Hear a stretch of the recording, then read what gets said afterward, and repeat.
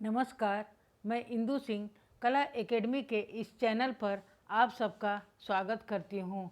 आइए आज हम नेट के सिलेबस में शामिल इकाई 5 के अंतर्गत हिंदी कविता में जायसी और नागमती वियोग खंड के महत्वपूर्ण बिंदुओं को समझने का प्रयास करते हैं।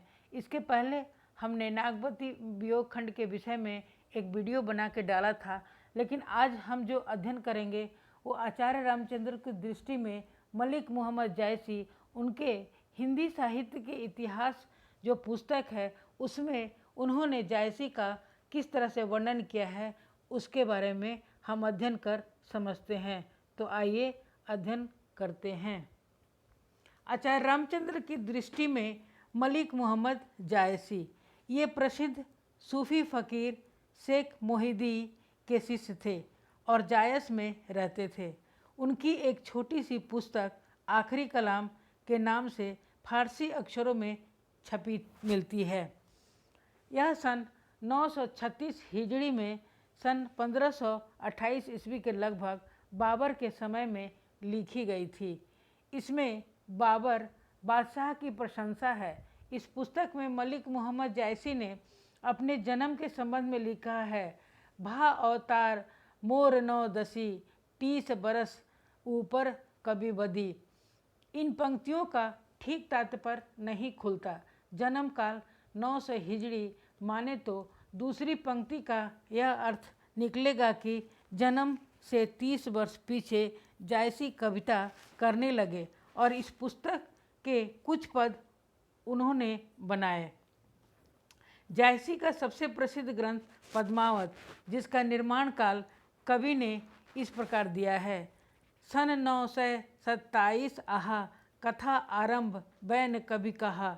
इसका अर्थ होता है कि पद्मावत की कथा प्रारंभिक वचन आरंभ बैन आदि ने 927 हिजड़ी यानी सन 1520 के लगभग में कहे थे, पर ग्रंथारंभ में कवि ने मसनवी की रूढ़ी के अनुसार शाहे वक्त शेर शाह की प्रशंसा की है।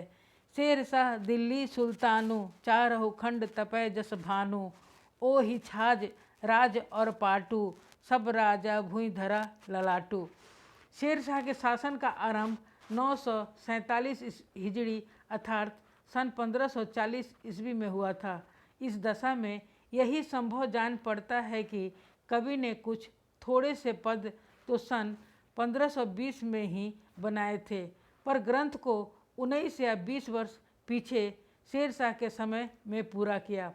पद्मावत का एक बंगला अनुवाद अराकान राज्य के वजीर मगन ठाकुर ने सन 1660 ईस्वी के आसपास आलो उजाला नामक एक कवि से करवाया था।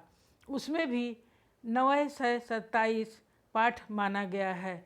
शेख मोहम्मद जती जखन रचित ग्रंथ संख्या 27 नौशत है। पद्मावत की हस्तलिखित प्रतियां अधिकतर फारसी अक्षरों में मिली है, जिसमें 27 और 47 प्रायः एक ही तरह लिखे जाएंगे। इसमें कुछ लोगों का यह भी अनुमान है कि 47 को लोगों ने भूल से 27 पढ़ लिया है। जायसी अपने समय के सिद्ध फकीरों में गिने जाते हैं। अमेठी के राजघराने में इनका बहुत मान था। जीवन के अंतिम दिनों में जायसी अमेठी से 2 मील दूर एक जंगल में रहा करते थे। वहीं इनकी मृत्यु हुई। काजी नसरुद्दीन हुसैन जायसी ने, जिन्हें अवध के नवाब लिखा है, यह काल कहाँ तक ठीक है नहीं कहा जा सकता। ये काने और देखने में कुरूप थे। कहते हैं कि शेर शाह इनके रूप को देखकर हंसा था। इस पर यह बोले, मोही का हंसेसी की कोह रही। इनमें इनके समय में ही इनके शिष्य फकीर इनके बनाए भावपूर्ण दोहे चौपाइयाँ गाते फिरते थे। इन्होंने 3 पुस्तकें लिखी, एक तो प्रसिद्ध पद्मावत, दूसरी अखरावट और तीसरी आखिरी कलाम। अखरावट में वर्णमाला के एक एक अक्षर को लेकर सिद्धांत संबंधी तत्वों से भरी चौपाइयाँ कही गई हैं। इस छोटी सी पुस्तक में ईश्वर, सृष्टि, जीव, ईश्वर प्रेम आदि विषयों पर विचार प्रकट किए गए हैं। आखिरी कलाम में क़यामत का वर्णन है। जैसी कि अक्षय कीर्ति का आधार पद्मावत, जिसके पढ़ने से यह प्रकट हो जाता है कि जैसी का हृदय कैसा कोमल और प्रेम की पीड़ से भरा हुआ था। क्या लोक पक्ष में, क्या अध्यात्म पक्ष में, दोनों ओर उसकी गूढ़ता, गंभीर और सरसता विलक्षण दिखाई देती है। कबीर ने अपनी झाड़ फटकार के द्वारा हिंदुओं और मुसलमानों के कट्टरपन को दूर करने का जो प्रयास किया वह अधिकतर चिढ़ाने वाला सिद्ध हुआ, हृदय को स्पर्श करने वाला नहीं। मनुष्य मनुष्य के बीच जो रागात्मक संबंध है वह उसके स्वर व्यक्त न हुआ। अपने नित्य के जीवन में जिस हृदयाभास का अनुभव मनुष्य कभी कभी किया करता है उसकी अभिव्यंजना उससे न हुई।